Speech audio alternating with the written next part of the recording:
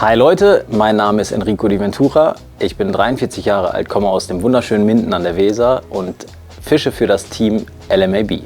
Mein Name ist Dietmar Isaias, man nennt mich auch Didi und ich komme aus Recklinghausen gebürtig, wohne aber in den Niederlanden und ich starte für das Team Garmin.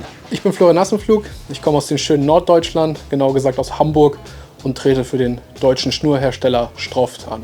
Hi, my name is Alex Drapers. I'm from Utrecht, I'm from the area here and I fish for Berkeley this tournament.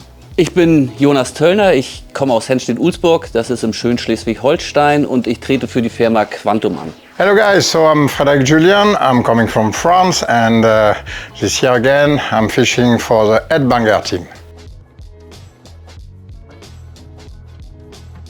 Our training was easy. I just came yesterday from Finland where I've been fishing a week. I cannot call this properly a training and I will not have many hours of training. So I will rely on my knowledge of the spots and techniques. Ja, das Training war relativ okay. Ich habe nicht viele Tage Zeit gehabt, aber man hat alle Fische gefangen. Man hat seine Spots noch einmal zum 100%igen Durchschauen bekommen und man weiß auch im Nachhinein, aha, da stehen auf jeden Fall Fische. Ob sie jetzt auch beißen werden, das wird sich rausstellen. Im Prinzip, alle 3 Fischarten waren ganz okay. Das Training war eine Katastrophe, tatsächlich. Immer wenn ich auf eine Fischart angeln wollte, habe ich eine andere gefangen. Das war irgendwie ein bisschen konfus, aber ich habe einen Plan und den werde ich verfolgen und ob das dann klappt oder nicht, das werdet ihr sehen. Am leichtesten ist mir wahrscheinlich der Barsch gefallen. Allerdings habe ich auch nicht sehr viel auf den Barsch trainiert, muss ich sagen. Ich habe eigentlich eher versucht, so meinen persönlichen Problemfisch, den Zander, zu fangen.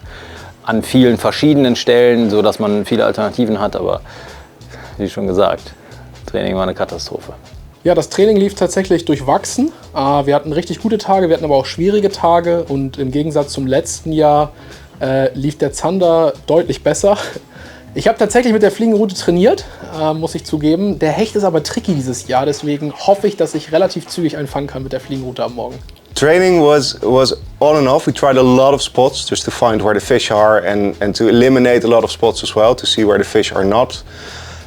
We've had mixed results over species. Some days we were trying for perch and zander and we got a lot of pike, and the other day it was the other way around.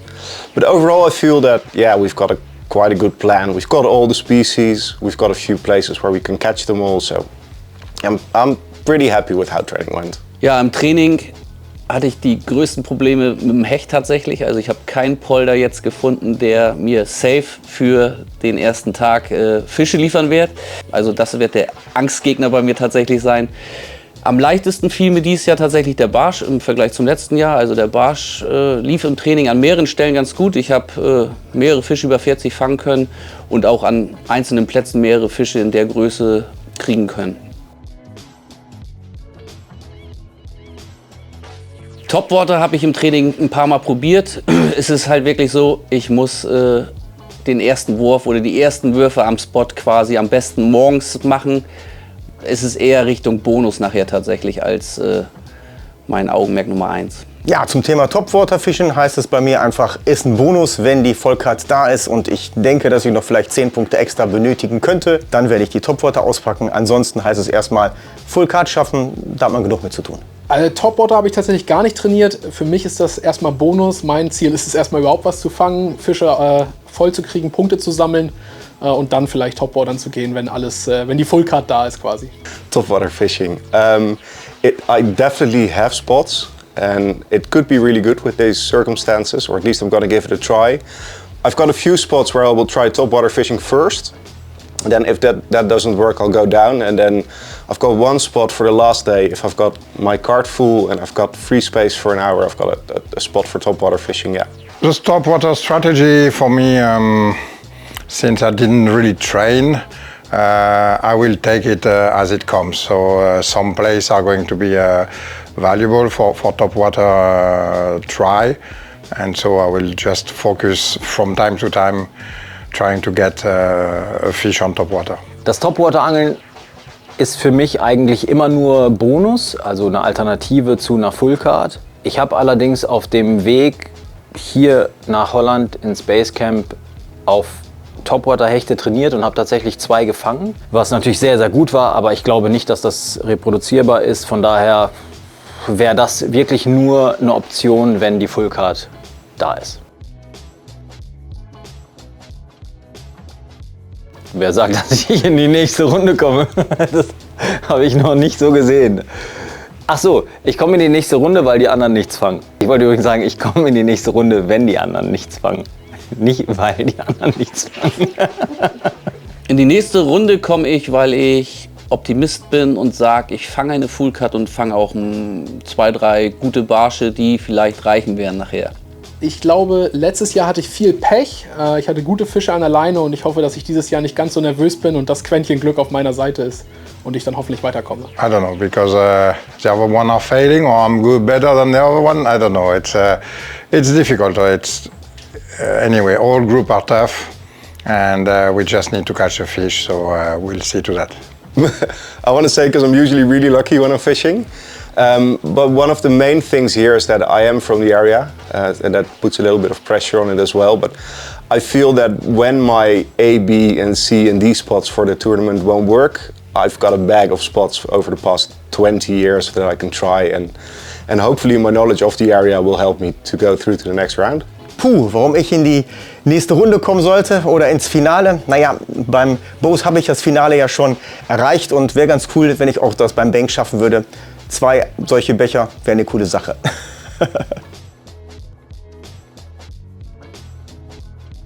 Aus meiner Gruppe in die nächste Runde denke ich, das wird der Jonas sein und der Enrico.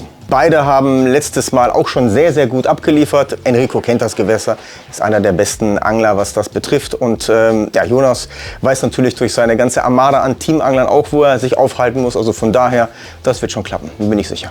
Ich denke, Jonas Töllner ist sehr gut vorbereitet und ich denke auch, dass Dietmar sehr gut vorbereitet ist. Alex Trapas kenne ich persönlich leider nicht, habe zu wenig Kontakt irgendwie, das einschätzen zu können. Ich denke Dietmar und Jonas. I'm cautious about, give him names who is going to succeed. Obviously, there are some well-known guys. There's also some local fishermen in my group that are really known to this water. I consider it's very open. At this level, we are all good fishermen, and so I will never say no name. Jonas, der hat letztes Jahr schon richtig gut gefangen und der hat ein paar Top-Gewässer in der Rückhand. Ich glaube, der wird auch weiterkommen. In meiner Gruppe sind sehr starke Angler, finde ich. Also es ist Enrico, den ich auf jeden Fall in der nächsten Runde sehe. Und als zweite Person neben mir kommt auch noch Didi weiter. Oh, that's a good question. I think Enrico will do really well. I've followed him a little bit on his Instagram. He's been training a lot, and I think Flo will progress as well. Yeah.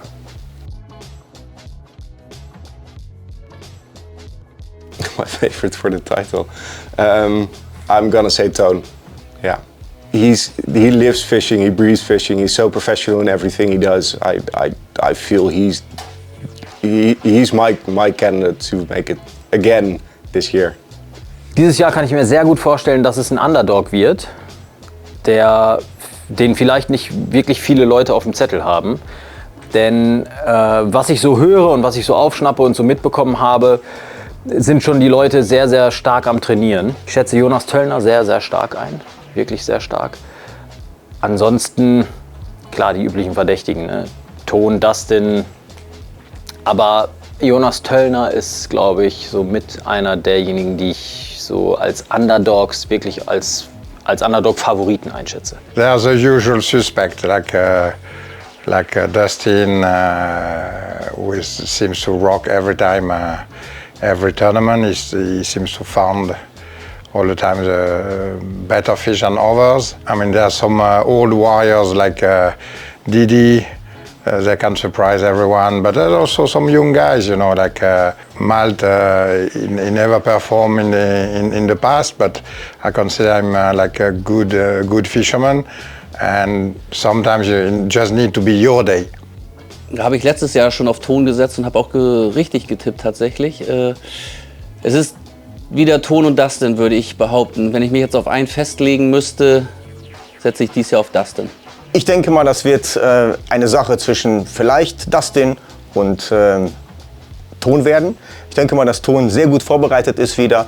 Und wenn Ton auch seine Fische fängt, dann wird das auch klappen. Aber ich denke mal, dass Dustin irgendwie wieder einen super, super guten Tag haben wird. Und dann, dann wird es halt schwierig. Aber ich denke mal, einer von den beiden wird den Titel holen. Und vielleicht habe ich sogar auch noch Chancen, aber das wird sich doch zeigen. Da schwanke ich tatsächlich so ein bisschen. Ich glaube, am besten vorbereitet sind tatsächlich Ton und Christopher Jung. Ich glaube, beide sind sehr gut und ich denke aber, Ton wird es am Ende wieder machen.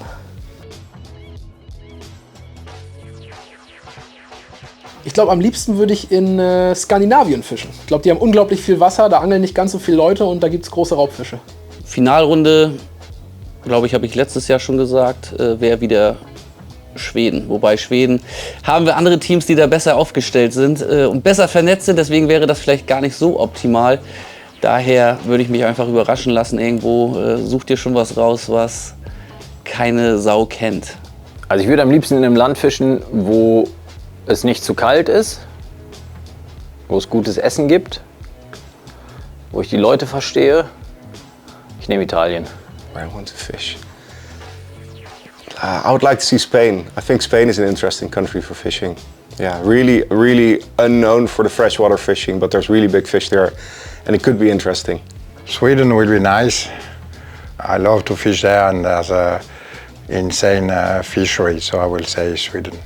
Wenn ich ins Finale kommen sollte, dann würde ich ganz gerne vielleicht in einem osteuropäischen Land gerne fischen. Also ich würde ganz gerne vielleicht in Polen fischen oder in der Tschechei, irgendwo da. Das wäre eine coole Sache. Aber ich denke mal, es geht nach Spanien, weil wenn wir das im Herbst fischen, dann muss es ja auch irgendwie schnuckelig warm sein und man will ja auch Topwaterfische haben. Also denke ich mal, wird es wahrscheinlich Spanien sein.